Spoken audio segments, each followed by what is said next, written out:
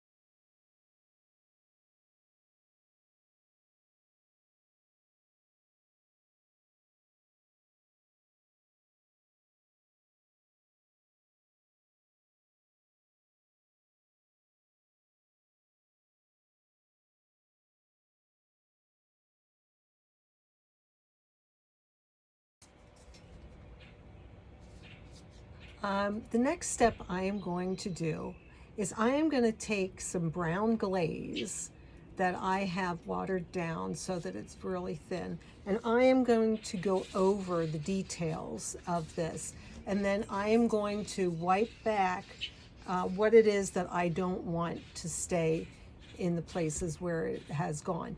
So let's see how this turns out.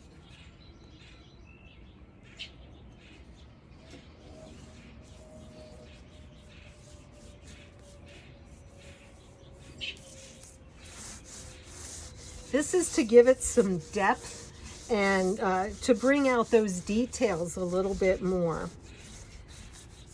So we're just going to go through and apply this and see how it turns out.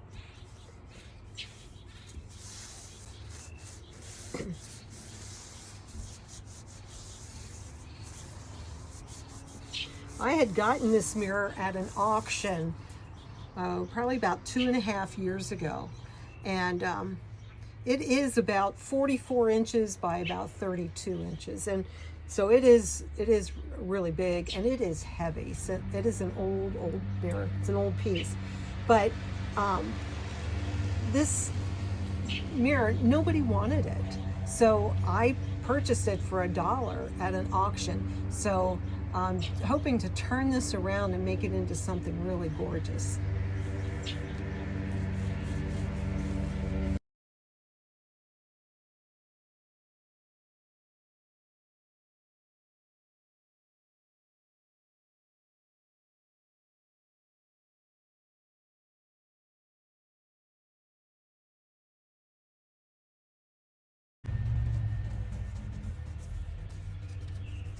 Now when you put the glaze on, I'm going to grab my camera here. You put the glaze on and it is going to look like this.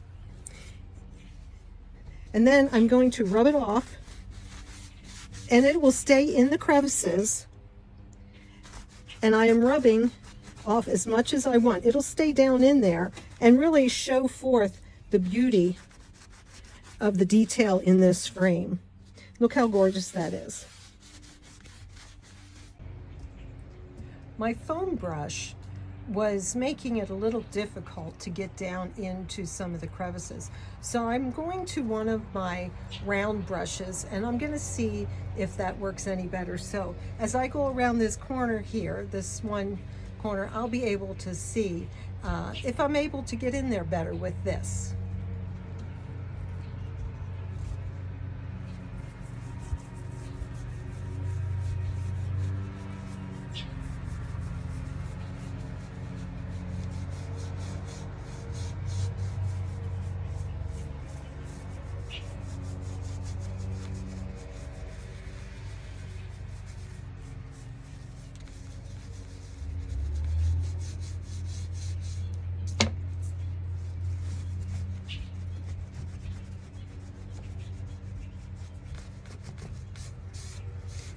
It does look like it was able to access those little crevices in between the details much better.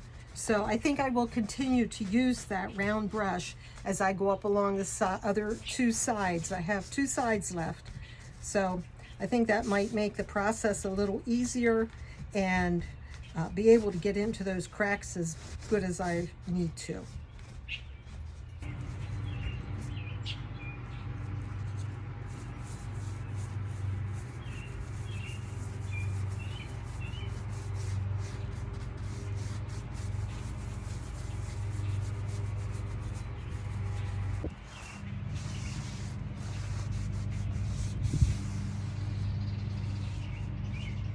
Okay, so there we are. I have finished going around the whole frame, and I would definitely recommend using the round brush instead of a foam brush. It went much easier, got into the crevices much better, and it just really was, made the process a whole lot smoother to do. So I would definitely recommend using that. So let's take a look at what this looks like now.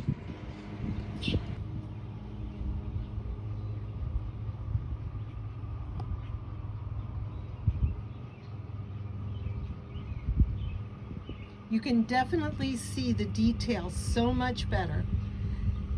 And this here is just one part of the layer effect that we are going to do.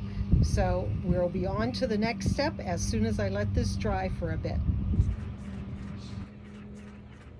So today I'm moving on to the next step. This has been a 2-day process, but one of my favorite colors is Dixie Belle's Vintage Duck Egg.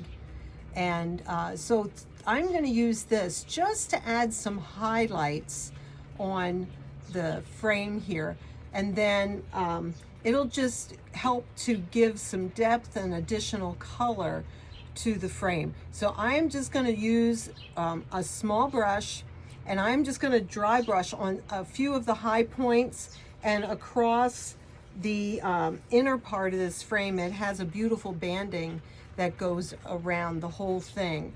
And so I am going to dry brush along the high points of that, And after that, then we have one more step that we're going to use to achieve a really fun, modern, beautiful look for this frame.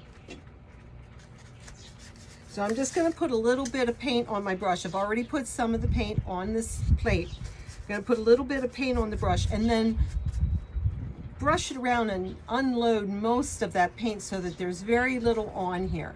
So I am just going to go along the edges here and put some of this on just to add some depth to it. And you don't want to have too much paint on your brush or it will overload it and it will not look good. It'll just look like a blob hit it there in that particular place. So I'm just going to go along here and hit these points and bring out some of the beautiful detail work with this dry brush technique. Okay, so I have done the inner band of this frame, and now I'm going to hit some of the high points along the rest of it just to add a little more depth to it. And I'm still using the dry brush method, just putting a little bit of paint on there and rubbing it off. And now just going along here and adding some color to the details on the high points, and we will go the whole way around and do this, and then we'll move on to our next step, because it doesn't take much time for the dry brush paint to be finished so that we can go over it. So we're going to just go ahead and add a little color to some of these high points, and then we'll be ready to go on. So here you should be able to see some of the beautiful detailed work and just the highlights of blue that are on the trim work of the frame.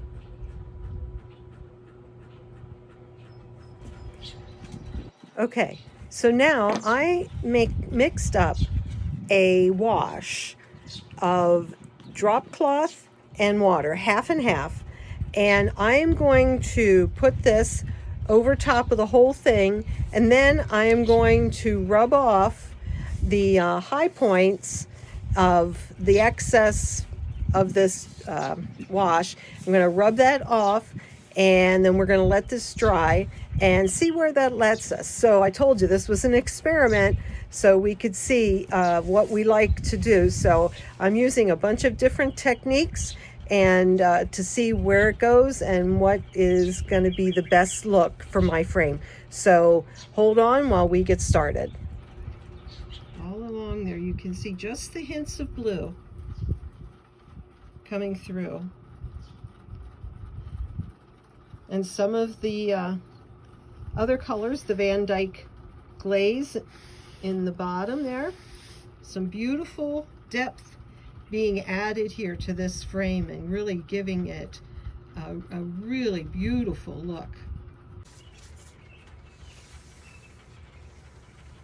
Okay, this is the last side. I'm going to wipe the excess off and let it dry.